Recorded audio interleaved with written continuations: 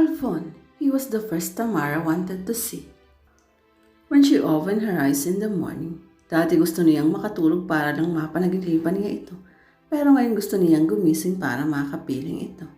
Only that Alphon wasn't there that morning. Nagigising siya sa king-size bed nito na may disenyong race car. She sighed. Maaga na namang bumangon ito. Ipinagpalagay niyang nasa opisina niya ito at nagtatrabaho. She blinked her eyes and started to snuggle into her pillow for a few more weeks. But sunlight has flooded the room, spraying golden beams. Kaya naman minabuti niyang bumangon na rin. After performing her bathroom rituals, bumaba siya sa kusina. Good morning, bati niya kay Rhea addressing her with her broad smile. Kumain na ba ang senyorito mo? She asked, helping herself in a steaming cup of brewed coffee. Maaga siyang umalis, senyorita. Kumain na rin kayo. Tapos nang kumain si Erica. At ayun, busy na sa cross-stitch niya. Umalis. Kumunot ang noo niya. Saan daw siya pupunta? Bakit hindi man lang nagpaalam si Alphon sa kanya? Pumasok ba siya sa opisina sa Makati? Wala itong nababanggit sa kanya na may board meeting ito. Of course, she didn't need to know his day-to-day activities. After all, hindi naman siya sekretary nito. Pero alis man lang ay nagpaalam ito sa kanya. Hindi, senyorita. Nagpunta si senyorito sa Batangas. Batangas? Lalong kumunot ang noo niya. Saan sa Batangas? Sa Tanawan, senyorita. Ano raw ang gagawin niya sa Tanawan? Sinabi ba niya sa'yo? Naku, senyorita. Pag sinabing Tanawan, iisa lang ang gagawin ni senyorito roon. Bitin na sagot nito. Ano? Ano pa? E di magpa-parachute? The cup of coffee frozen midair. Napadda siya sa narinig. Ewan ko ba? Mahilig talaga tumalon si senyorito mula sa eroplano. Naiiling pa na sabi ni Rina. Nag-skydiving si Alphon. She panicked inside. Pero alam niyo, senyorita, atin-atin lang to ha. Ngayon lang ulit tatalon mula sa eroplano si senyorito. Mula nang mamatay si Doña Mira at Don Eli, ay kinalimutan na ni senyorito ang pagpaparachute. Ewan ko ba kung anong nakain niya kaninang umaga at bigla na lang itong naisipang tumalon ulit. Akala ko nga. Tumayo siya at nagmamadaling lumabas ng kusina. Senyorita, habol nito sa kanya. Saan kayo pupunta, senyorita? Nagmamadali siya nagbihis. Sinundan niya si Alphon sa Batangas. Palabas na siya ng bahay nang namata niya ang limousine sa garahe. Dumating na ba si Alphon? Nasaan ito? Sinilip niya ito sa kwarto nito. Wala ito. Sinilip niya ito sa pisina ito. Pero wala rin ito roon. Ipinagpalagay niya ang baka nasa kusina ito. Baka nagutom ito sa pag-skydiving kaya lumiretso sa kusina. Pero hindi rin niya natnan ito roon. Rhea, dumating na ba ang senyorito mo? Naku, senyorita, mamaya pa darating yun. Nasa Batangas pa yun. Pero bakit nasa garahe ang kotse? Senyorita, kapag pupunta ang senyorito sa Batangas para mag-parachute, ang motor niya ang gamit niya. May motor ito. She didn't know that. Marahil nakatago ang motor somewhere in the house. Mga milyonaryo rin palang nagmumotor.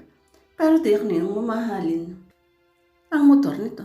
Magkakarera muna sila ng mga kasama niya. Dagdag pa ni Rhea. Lalo siyang nakadama ng panic and a little bit infuriated. Naghahanap ba talaga ito ng sakit sa katawan? Muli nagmamadaling lumabas siya ng kusina. Senyorita, muling tawag ni Rhea sa kanya. Napapakamot na lang ito ng ulo. Pinuntahan niya si Elmer sa quarter nito. Kuya, alam mo ba kung nasaan ang skydiving center sa Tanawan, Batangas? Tanong niya. Opo, senyorita. Naipag-drive ko na si senyorito roon. Pero mula nang bumili siya ng motor, hindi na siya nagpapati doon. Nagmumotor na lang siya. Pwede niyo ba akong ihatid doon? Siyempre naman, senyorita. Sandali lang at ihahanda ko lang ang kotse. Self-proclaimed as the skydiving capital of the Philippines, Tanawan City, Batangas is accessible in less than 2 hours south of Manila. It was the longest 2 hours of Tamara. She couldn't wait to be there and hoped she would be there on time. Balak niyang pigilan si Alphon sa balak nitong pagtalon mula sa eroplano.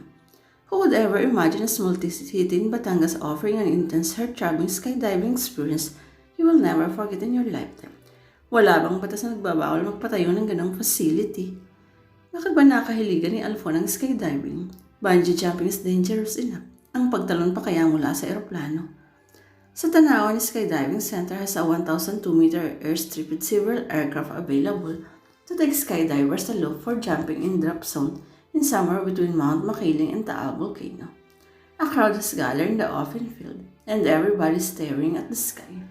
Nakita niyang may paikot-ikot na eroplano sa kalagitan. Pagkatapos ay parang may mga maliit na bola na bugsak mula sa eroplano. Bumulusok ang mga yun patungo sa lupa. Pero bago pa man tuluyang tumama sa lupa ngayon, biglang bumuka ang mga parachutes. Hiyawan at palakpakan ng mga nanonood. God, it's a skydiving exhibition. Or was it a skydiving competition? Kasali si Alphon. She hoped not. Ang panik na naramdaman niya kanina ay napalitan ng takot. Sana nanood lang ito. Isa-isa nang lumapag ang mga skydiver sa landing strip sa di kalayuan mula sa mga naghihiyawang mga manonood. Bakit ba parang tuwang-tuwa ang mga ito na nakakakita ng mga tumatalon mula sa eroplano? Can't they see? Somebody could die out there. Equipment failure and canopy collisions are inevitable. Nakita niyang Alphon wasn't one of the divers who luckily were able to land safely. She swiftly scanned the crowd. Wala si Alphon doon. Hindi na siya nakatiis pa. Nilapitan niyang isang lalaki na sa tingin niya ay isa sa mga organizers doon dahil sa suot nitong uniform at ID. Excuse me, kilala mo ba si Alphon Montemayor? Nakita mo ba siya? Magkasunod na tanong niya. Ayun siya, turo ng lalaki sa kalangitan. Wow, staff jump, he held. Ang galing, pumalakpak pa ito. In staff jumps, the skydivers jump out of the plane with some objects. Rubber raft jump ang pinaka-popular. But cars, bicycle, and motorcycles have also been used. Noon niya nakita ang tatlong skydivers na may hawak-hawak na isang tila bilog na bagay. A fourth diver served as the videographer. Sino si Alphonse ngayon? Tanong niya. Siya yung nakasakay sa rubber raft. The man informed her. Nangatog ang mga tuhod niya. Parang gusto niyang mawala ng ulirat. Magyalang niya nakikita si Alphon dahil nakasakay nga ito sa rubber raft. Pero maliwanag na nakikita niya hindi pa bumubuka ang mga parachute ng mga ito. Anong nangyayari? Bakit ayaw bumuka ang mga parachutes nila? Kinakabahang tanong niya. Mamaya pa. Sagot ng lalaki na hindi inaalis ang tingin nito sa mga skydivers. Natutok niya ang dibdib. Bakit kailangan pang patagalin ang pagbubukas ng parachute? Paano kung hindi natuluyang bumuka ang mga parachutes? Bubulusok ang mga ito sa lupa. Tiyak na patay ang mga ito, pati na si Alphon.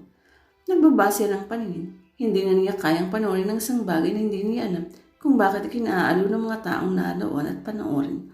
Mga sasdista ba ang mga ito? Kantay sino nasa panganib ang buhay ng mga divers na pinapanood ng mga ito? Biglang nagpalakpakan at naghihiyawan ng mga tao.